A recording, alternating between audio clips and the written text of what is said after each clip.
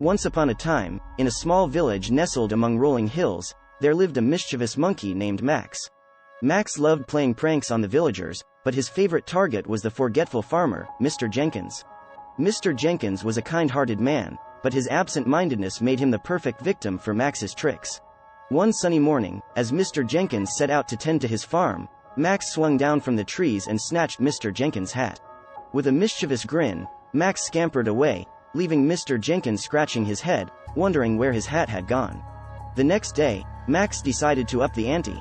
As Mr. Jenkins walked to his fields, Max dropped a bucket of water from a branch above, drenching poor Mr. Jenkins from head to toe.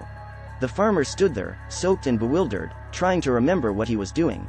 Max continued his pranks, making sure to keep Mr. Jenkins in a constant state of confusion. He tied Mr. Jenkins' shoelaces together, painted his chickens blue, and even rearranged the numbers on his farm gate.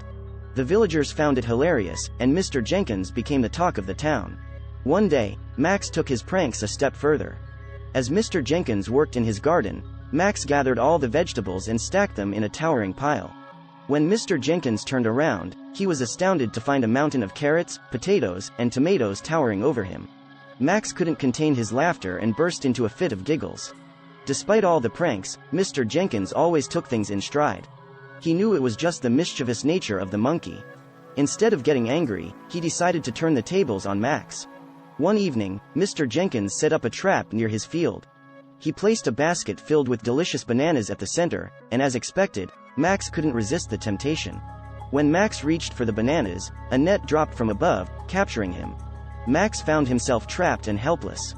Mr. Jenkins approached with a friendly smile and said, "Max, my mischievous friend, it's time for us to have a little chat." Max listened intently, realizing that he had finally met his match.